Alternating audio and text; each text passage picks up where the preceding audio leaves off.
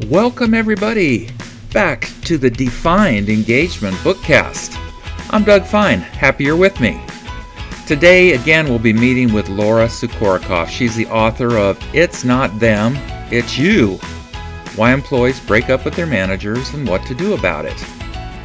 Today's topic is going to be support, and we're going to be meeting a woman named Simone, an exotic name, Simone. Thank you, Laura, again for joining me on the D.FINED Engagement Bookcast. Let's get going. Hello, everybody. My name is D.FINED. I shouldn't mention that first every time, but heck, here we are. This is the D.FINED Engagement Bookcast. I'm here with Laura Sukorokoff. Did I say it right? You did. You nailed it. It was perfect. Laura Sukorokoff, and she wrote the book, It's Not Them, It's You. And we're talking to managers, and we're saying that employees break up with you and it's your fault because they want to have a long-lasting relationship with you and your company, but they're leaving. You're breaking their heart. You're breaking their heart. There's a broken heart on the cover. So this is a conversation about leaders and management and doing better, knowing more about the principles of good leadership and management. It's a book of stories. It's a book of advice. It's a book of self-reflection about how to that you're a professional. Your profession is management. And there's a huge people side of management, and this is what Laura is hitting upon in her book. It's a wonderful book. Welcome, Laura Sukorokoff. Thank you so much, Doug. It's really nice to see you again. You know, you and I, we met a little while ago virtually, and now here we are having some really cool leadership and management discussions. So thank you so much for allowing me this opportunity. It's awesome for me too. It really is. So thank you. So we're going to talk about the third story, and this is a woman named Simone, and That's right. She's from Paris. No, I'm just kidding. Well, she isn't. I won't tell you where she's from, but let's just say I think that Simone's an exotic name. And yeah, it is. She's kind of an exotic person. It is. There's things about her that I'm Canadian. Just full disclosure to everybody out there, I'm Canadian, and Canadians tend to be a little bit, conservative.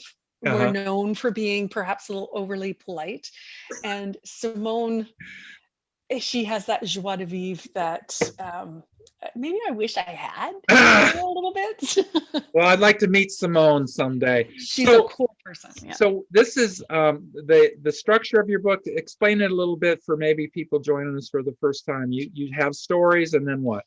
I do. I'm featuring 7 stories, and those stories align with 7 leadership traits that I think are really, really important. So the structure of the book is to put the 7 stories in there. And in those 7 stories, I tell the story. These are real stories about real people in real companies. Of course, I've changed the names, but they are true stories. And I've written the book from the perspective of the employees.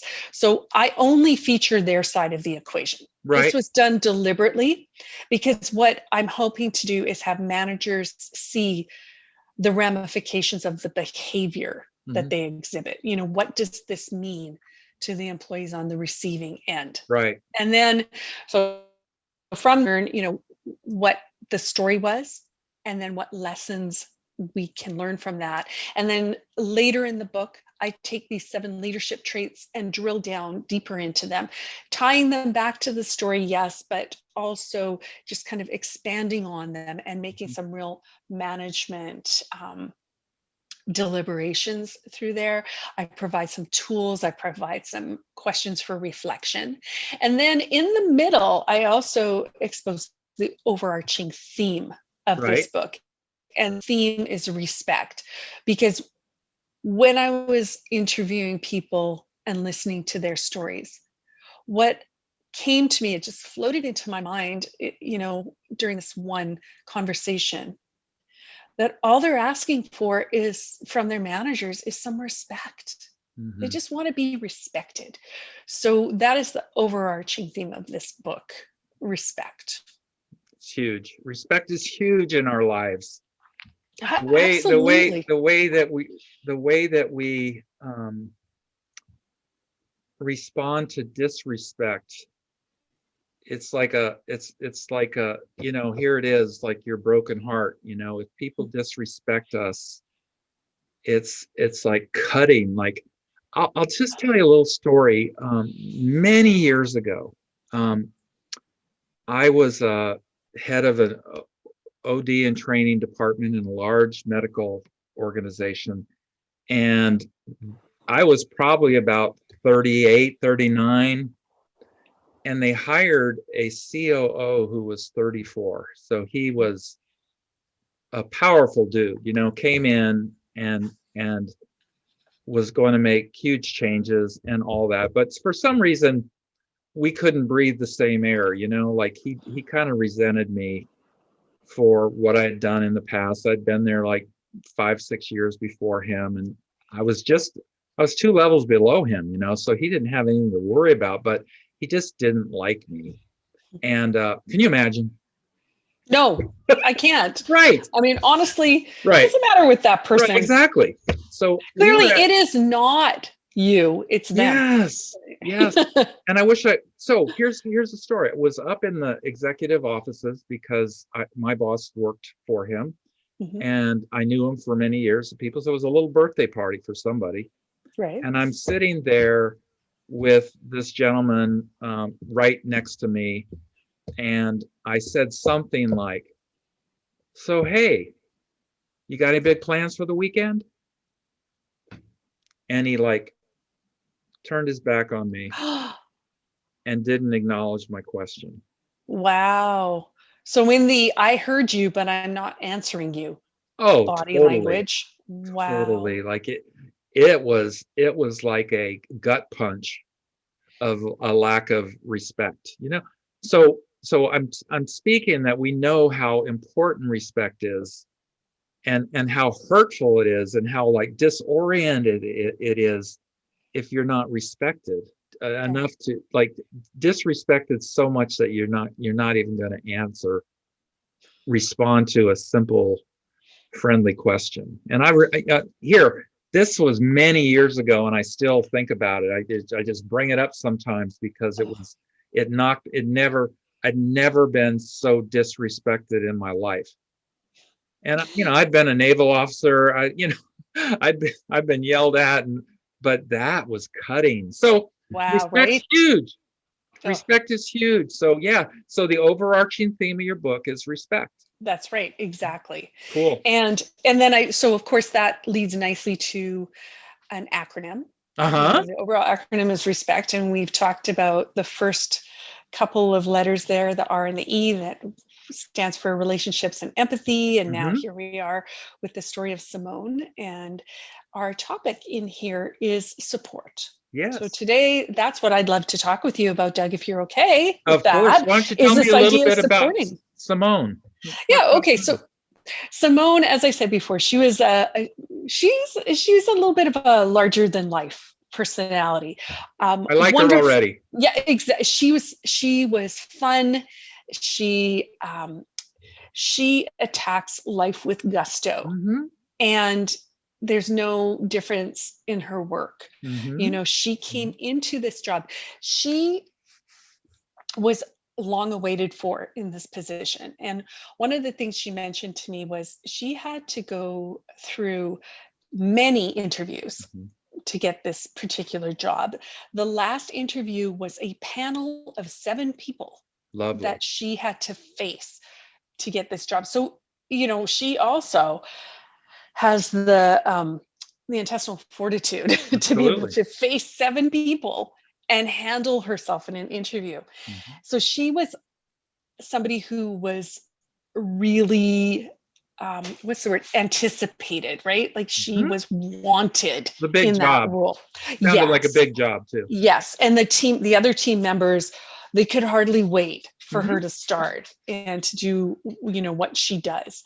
So So Simone was highly anticipated. She was not a bit player, but she had an important role. Took a lot Yes. of time to hire the right person. She was it.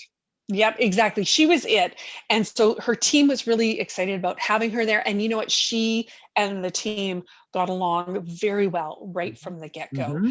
She had a boss who worked remotely, Mm-hmm. but she had a great relationship with him until one day, as so often happens, and we've seen this already a couple of times, the rug was pulled out from under her and she was assigned to a new boss. The way she found this out was being called into the new boss's office and being told by the new boss, I'm your boss now. Um, the new boss, I'm kind of giving stuff away that's in the book, but that's okay because I think this will really help illustrate how Mm-hmm. things can get off on a bad foot so quickly. Right. The new boss said to her face, I don't want you on my team. I never asked for you. Mm. Mm. And now, as we go along through the chapters, we learn more about Simone's story. We see that in actual fact, this boss was quite a bully. Ah. But I have to tell you, and this was a story where I was in tears Mm. by the end of it. What's written in the book isn't even half of what she told me. But I often think back to that first moment. I have to tell you, I don't want you on my team. Beautiful. What a way to start. Why do you have to tell her that? As a manager, my first instinct when I heard that was, what possible reason Mm-hmm. could you have for saying that? Like there's no business sense behind it. There it has to be to attack the person. It has to be. Mm. It has to be to set them back on their heels. It has Mm-hmm. to be from that first moment to show that you are in power over them. Yeah. And I don't think that's a great way to start a relationship. I just don't. Horrible. So right away, this person who was so excited about her work, who Mm-hmm. threw herself into it, was scared. Right. She was really worried about what's going to happen next. Simone very much believes that work is personal. Mm-hmm. For her, this was, think about it. You spend 8 hours of your, at least, of your waking life at work. This is a big chunk of your life. Of course, it's personal. Plus, you lean into it. You do your best work. You hope that people will appreciate what you do. You contribute things, your heart, your mind, your soul to your job. It's personal. Yeah. So right away, he is attacking her personally. I don't want you. What is the impact right there? So she was dealing with this completely right at the beginning. She knew for a fact that she was not liked. But what went on a little further, okay, so sometimes there are people who don't like you. That's the way life goes. Also, it's work. They don't have to be best friends, but they have to be able to work together. Mm-hmm. But it became apparent very, very quickly that he didn't want to work with her at all.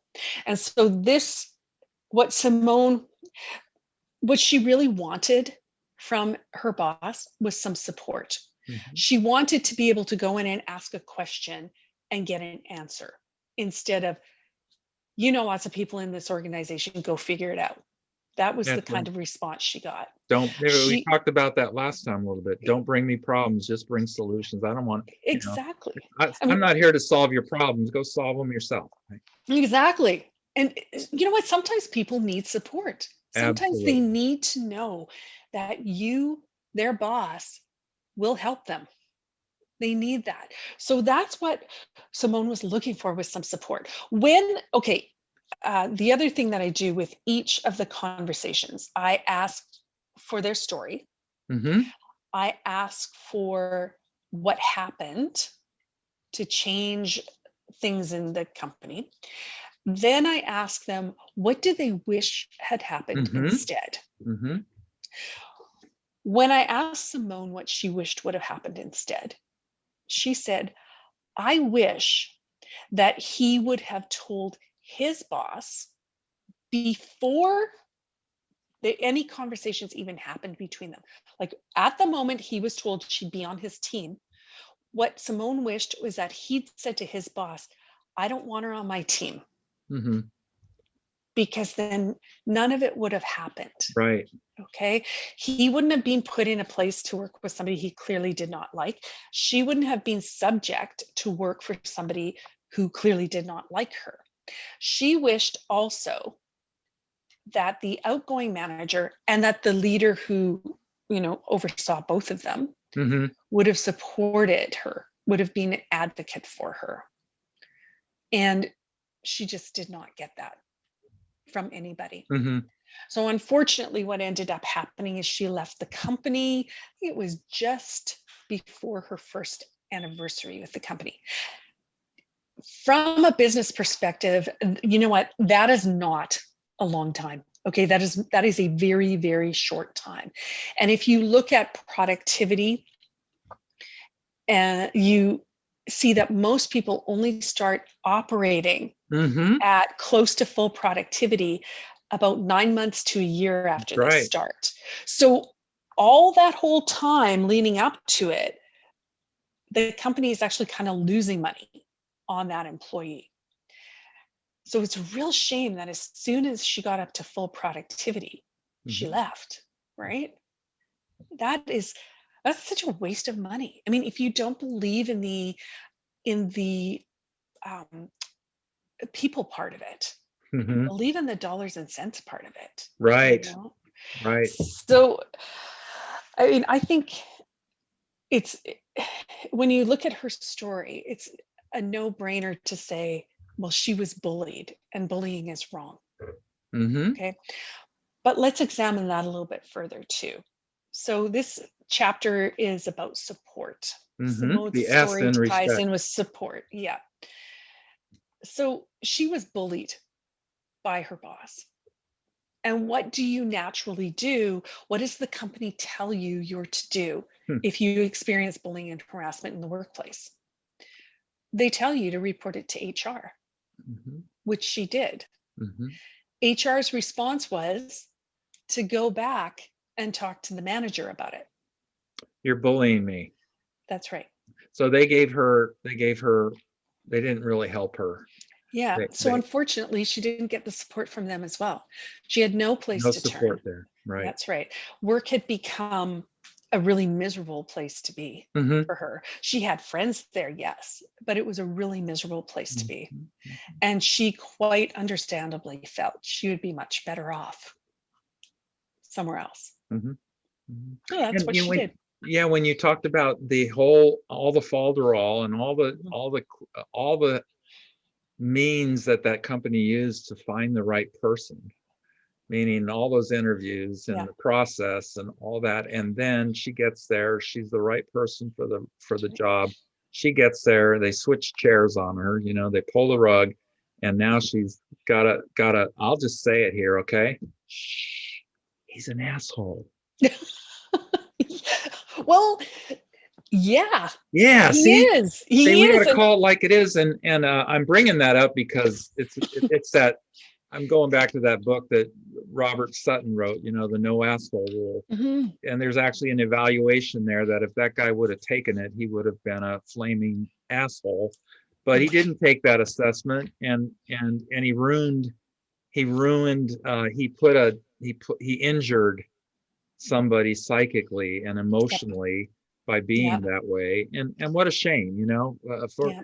so I think one of the lessons here is I want to hear from you a little bit about what if you are a leader and you don't quite like No. someone that you might have, I've hired people that I end up not liking just you know um it happens, right? Of It's course like it does. I don't like him as much as I like her or him, Yeah. because that's a human thing. But so tell me about how a manager has to you deal with that fact sometimes, that you like Yeah. certain people better and you don't like others.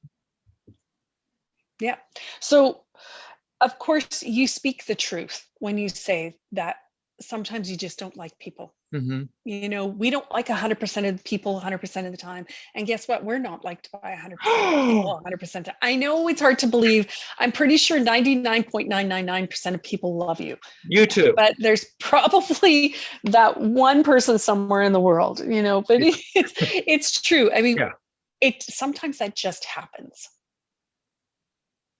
So I'm going to go back to that word that I mentioned before, that Hmm. overarching theme, Yeah. and that is respect. Okay. You don't have to like them, Mm. but I think it's when you don't like somebody, perhaps especially when you don't like somebody and they are on your team, because this happens to managers all the time. They inherit a team Hmm. and they don't have any say in the matter. This is just who they are. They are not the hiring manager. They're kind of picking up the pieces and trying to move on. And so this happens. You need to draw on this idea of respect. Okay. You need to respect what people bring to the organization. Okay.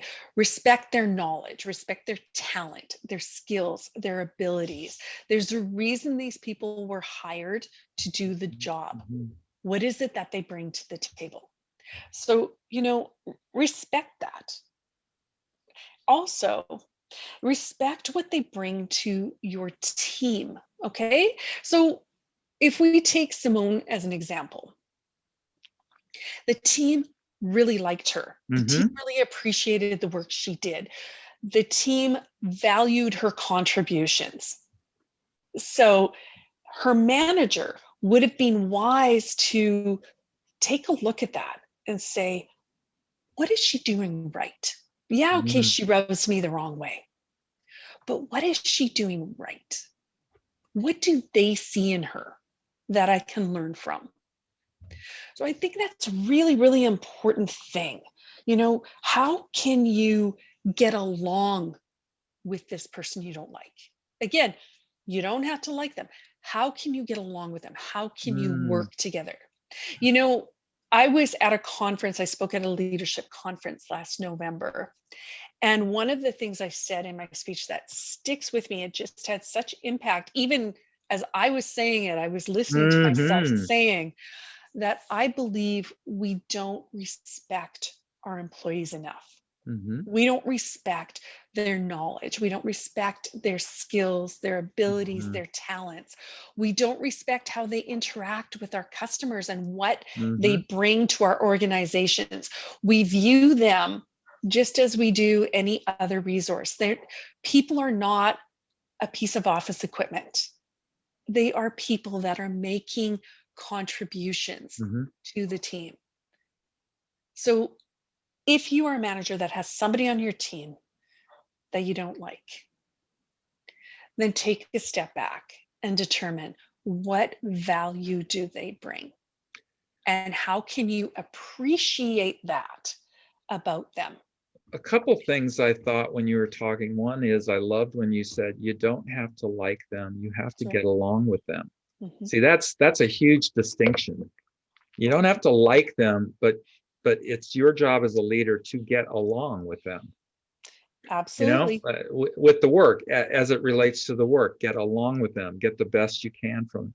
The other thing is I'm putting a little bit of my own interpretation of the facts. There is, I wonder if this guy had any kind of jealousy. People bring their complexes to work, like Sure. whatever his personality flaw was that he felt like it's okay to bully people. I don't know Yeah. where that came from, but she was so well liked that maybe it was something there, that she could get along with everybody, and he didn't like that.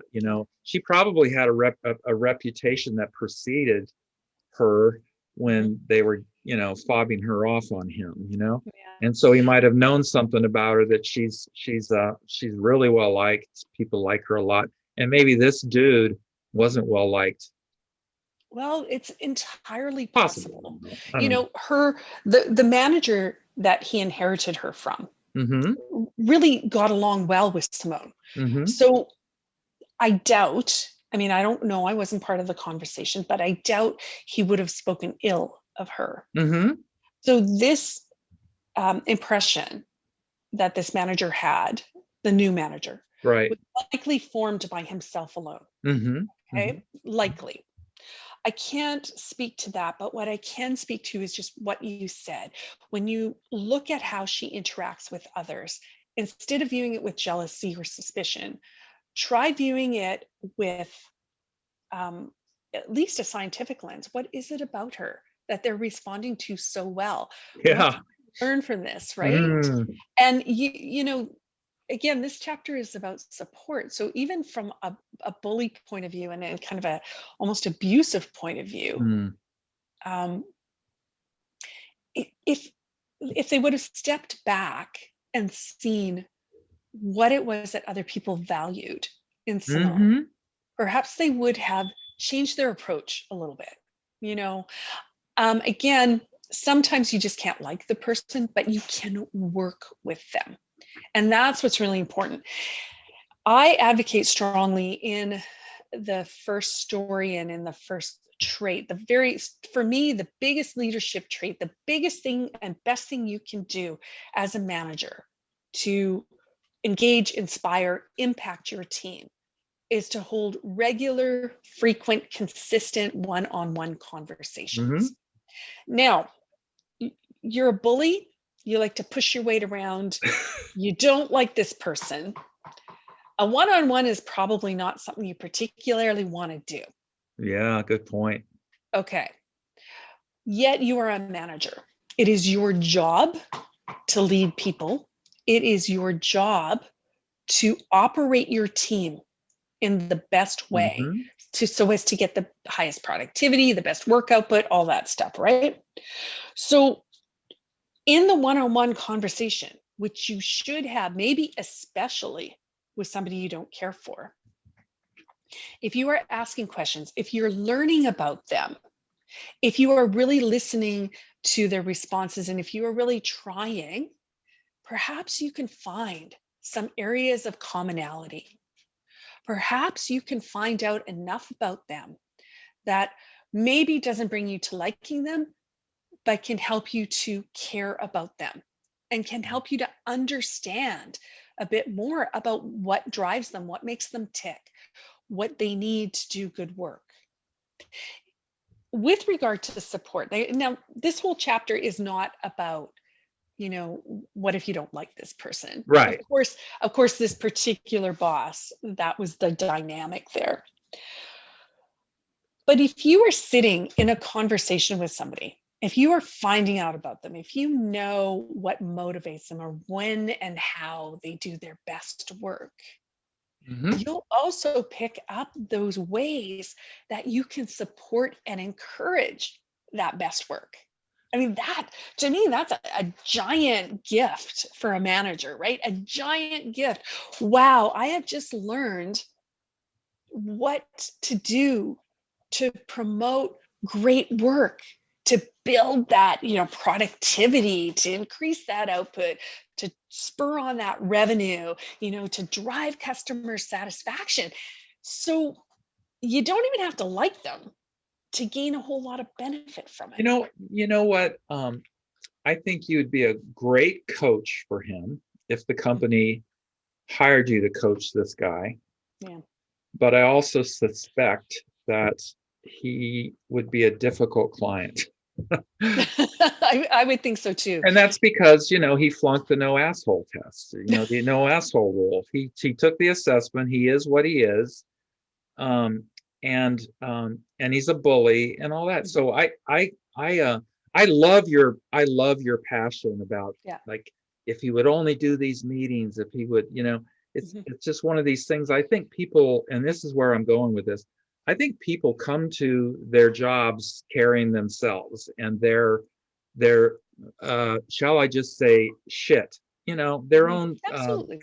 their own fears, their own insecurities, their own prejudices, their own biases, and you know so how can you be a good manager when you have a lot of that? But we all have it. So guess what? You're saying self-awareness. That's right. You Come got it. figure out. I'll tell you, I won't go there, but figure out what's going on with Yeah. you and what you Exactly. believe and what you want to be and all this stuff. Self-awareness is huge in a leader, and oftentimes the best leadership development programs usually start with that. They Yep. got to start with some like ground. So tell me a little bit about what you share in the book about how a manager can become more self-aware. Hmm. Well, you're right. You need to do some reflection. You need to do, I believe that anybody at any time Mhm. can do this, regardless of whether you're a person in leadership or whether, you are an individual contributor or brand new in the work world. Do some navel gazing. I love that term, navel gazing, that idea of looking inward into, your very core and seeing, what are my values? Yeah, That's a huge one. Values, I know that's sort of business speak lately, but I still think it is valuable to, I have a yeah, little philosophy in my background, just a little, yeah, from undergrad. And Socrates, I think it was Socrates, said something like, the unexamined life is not worth living. Like, yes, you got, and I think navel gazing, depending on who you are, what you are, it could be a very scary thing. And I yeah, kind of am in that club. I yeah, I typically sure. don't want to go there and have my, see my flaws kind of just rise. But we still have to, though, we still need to be self-aware. And I our think we and owe it to ourselves. absolutely great way. And when we owe it to the people that live with us, live around us, have to Yeah, live, have to live yeah, in our sphere. If we're sure. clueless, guess what kind of damage we could be doing if we're clueless. I mean, we ask this of companies all the time. Hmm. When companies express values, where they put them up on Hmm. their website or they make a poster on the wall or what Hmm. have you, you know, we push back when we're doing leadership training and we say, what are your company values and how do they align with actual um, living and breathing in the Yes. organization? We ask this all the time. And so now here I am, I'm pushing that on the individual as well. What are your values? What are the things that you hold to be truly important? And then ask yourself, do you actually live up to those values? If they're so important to you, then you should be, right? You should be. And if you're not, why not? So Hmm. that's one of the first things, just to ask yourself that. And then while you're doing that reflection, that navel gazing, think about your dominant personality traits. What is it about you? How do you react? How do you proact? Are you inclined in the workplace to be all business, very Hmm. cut and dried, no humor, no softness? Are you inclined to avoid confrontation? Are you inclined to close your door Hmm. and cut off communication? What are your dominant personality traits? And then examine those. How are they serving you? Yeah. How That's are they just, yeah. impacting your work? That's Yeah, where, people can go off, this because sure. you're in the job. But people can go off the reservation about self-assessment kind of stuff, and Myers-Briggs and Yep. DISC and 360s and all that. But they can be very helpful, and as long as you don't Mhm. take it as a religion, that you Yep. take, well, how do I predominate? Am I extroverted? Am I a thinker or a feeler? All that, Yeah. just some basic stuff that, and usually it's pretty fun to do. Sure. So You know, so I was thinking that, one thing I wanted to say is this thing about 360s. mhm. Now they're kind of, whatever we think about them, they're Yep. out there, and Yep. sometimes I used to believe that they were like a starting place for leader development. That if they had a good 360 done, you could point out the areas that they need to focus on. I'm not so Yeah. sure. I'm not so sure that, anymore, just because people can submarine people, Mhm. just out of spite. They don't like him, so they're just gonna lowball them on everything. And so, where am I going with this? I just think that leaders need feedback.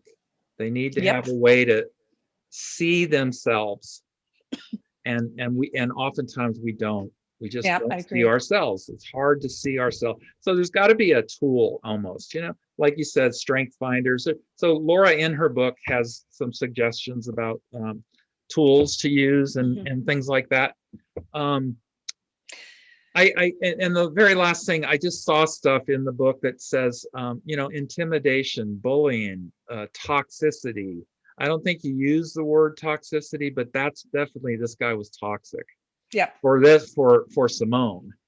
And it's just, it makes me feel like, damn, no one should have to come to work every day and have to deal with that kind of treatment.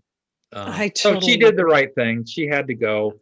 Wasn't a Yeah. good fit. He was a jerk, and he depleted her mojo. Yeah. He depleted. Oh, that's such a great way to say it. So, okay, let's talk about a few things that you said here. Sure. The first thing is these assessments, Hmm. um, any one of these assessments that you talked about, any of these tools, even some of the ones that, I put some things in my book, the 360 feedback, all of those sorts of things. Uh, they are interesting and you can get a lot of information. But like anything, it is what you do with There this you go. information Hmm. that is the key, right? You Hmm. know, you can learn if you're an ENFJ or what have you, and that's all well and good. But what does that mean? So Hmm. that's, Hmm. I think those are very valuable tools when you're doing that reflection about yourself, when you're, when what your dominant personality traits are. And what does this mean? So I mean, I have actually administered those sorts of assessments before. And I've had people come to me and say, okay, well, that was fun. Now what? So, what do we do with this? And that's the challenge, right? So, understanding now that you know this about Yeah. yourself, start extrapolating that onto how you work with your team members. What are your trigger points? Hmm. And what are your points of inspiration? Hmm. When they do something that you love, Yeah. how Cool. does that excite you? And Hmm. then analyze that, flip it on the head, right? How can you then create more of those situations where Mm. you love and are inspired and really charged up about working with your team? So, Yeah. you know, use some of those. And then I'm going to say also take a look at what aspects of your personality cause you to be destructive. What are your Mm. I mentioned trigger points. If you're getting 360 feedback, and you see something that either triggers you to feel sad, like I'm so sorry they see me this way, or Yeah. angry, what the Hmm. hell, why are they seeing me this way? Then look at that and say, be objective and say, do I actually do this? And if Hmm. I do, then what can I learn from this? And That's how what, can I change this? How can I grow from it? Right? that's why I think people need a good coach. If you're going to put and probably in any case, it's it's it's almost could be dangerous almost if you don't have somebody objective like helping you see through it, Yeah. like a coach that just spends a little time and explains. But most assessments I've found is they do give you the if you're overusing this will Hmm. happen. If you're Sure. underusing it, so they give you little hints of pay attention to this. So there's a lot of good ways to, if you're willing to be kind of self-reflective and That's grow. right. You Yeah, need to put a little bit more into it than just reading it and going, uh-huh, uh-huh. Okay, well, that was interesting. that's right. What is this telling me? So what is the so what here? The Yes. other thing is, um, so these managers that behave in this way that are not so supportive of other teams, etc. I also wonder what kind of support they're getting. I love Oh, that you wow. mentioned a coach. I love that you mentioned that. Ideally, in an organization, everybody has Mm-hmm. some support coming from above, right? So this manager, what kind of support was he getting or she getting? What were they getting from the person that oversees them, that supervises them? Okay, what kind of conversations do they have? Great This is question. one of the things that I do mention is to try to get feedback. If you're particularly brave, and you as a manager really want to change what you do, or, highlight the good and work on the not Mhm. so good. And if you have a strong relationship built up through one-on-ones, etc., you can Yes. ask one of your team members to tell you, and ask them questions like, what could I be doing better to support you? Yeah. Yeah. That's asking for a lot of vulnerability. Mhm. It's also asking for a lot from the team member, especially if you're inclined to be a bit more of a bullying manager. Yeah. You're not going to have that trust factor built up. So I Nope. would suggest, instead of asking a team member in that case, ask your boss. Mhm. Ask your boss, what does your boss think? And what have they heard out there about you? Awesome. What kind of support will they give you in your efforts to change? Because we all need support. We all need somebody to support us. We all need somebody to advocate for us. Yeah. We all need somebody to, I love the phrase, I heard it once a long time ago, and it's stayed in my mind, this idea of carrying your envelope into the room. So Hmm. even if you are not there at that Ah. meeting in person, you have somebody there who is carrying your message into the room for you, supporting you, advocating for you. So we all need that. Now, you also mentioned getting a coach, that you think everybody should have a coach. If you are not getting that kind of support from your boss, I would suggest then hiring yourself a coach Mhm. to help you with Mhm. this. If you truly want to be a good manager, if you truly want to be the kind of manager that excites people, that engages them, that inspires great work, that keeps them on the team, in the company for years instead of months, if you want to be that sort of manager, find somebody who can help you draw that out. Mhm. And Get those kind of people are out there. Oftentimes, you don't even oh, need to hire them. You just know who they are, and you go, "Can we be friends? Can mhm, you? Can I mhm. talk to you about stuff that I can't talk to people at work about? That kind of thing." And I think the last thing I want to say, I'm very disappointed sometimes that HR comes up so short in these scenarios. Sometimes I just saw a little poll on Twitter. One of my HR heroes is Liz Ryan. Mhm. People love Yeah, her or I hate know who her, she but I is. love her because she doesn't care anymore. She just tells it like she sees it, right or wrong. But she had a little poll like, if you had something very sensitive, work related, highly sensitive issue at work relating to people's behavior or whatever, how comfortable are you going to HR? And at that point there were like 230 answers, and at that point it was 40%, 100% uncomfortable, and then 30% not sure. So Hmm. that's 70% of people, and it's not a scientific poll, but it's 70% of the respondents said, nah, nah, our HR is not up to it. I can't trust it. So, Yeah. so I'm an HR professional, and also, and I just find it just really disturbing at times of the reputation that HR does earned um, in the eyes of their people. Yeah. I think it's unfortunate because HR people, at least the people I know in HR, they want to help the Hmm. employees. They want to be there. They go into HR because they're people. Right. And, that is kind of what their dream is. And I know, I'm not sure if you're aware of Hacking HR and Yeah, Enrique Robio and Matt a little Burns. bit of Okay. that. Yeah. Yeah. So they are really working on kind of propelling HR into the 21st century, and in 2021, what is HR going to start looking like? They want to disrupt HR. And I believe it's because there's so many HR practitioners that want to see that people-centeredness coming there. They want to be known as the team that supports employees.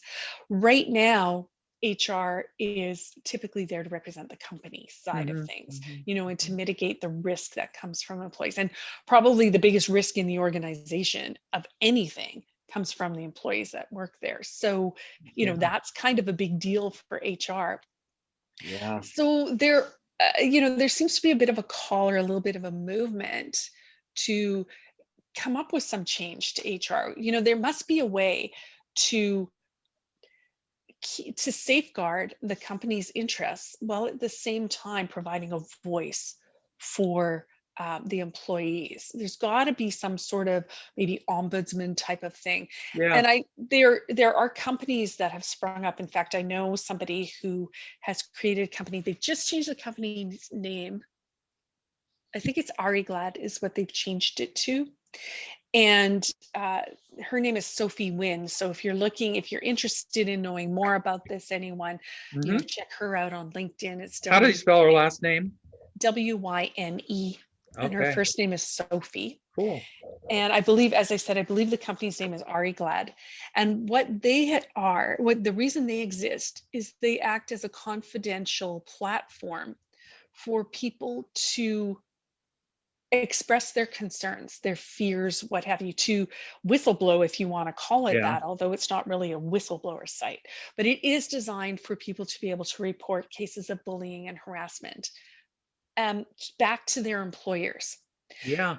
So, of course, Sophie's company, they collect the information, and of course they have to have some information, some personal information from these people, like an email address, so they can communicate back and forth. Hey. Pause for another second, Doug. So Sophie's company, they collect, they gather this information about what happened. And of course, these are not small things. These are things like bullying, sexual harassment, etc. They convey that information to the company, and then the company will investigate, take care of their things internally that they need to do. They'll communicate back to the go-between, which is Sophie's company, and Sophie's company conveys it to the employee. So in this way, they protect confidentiality.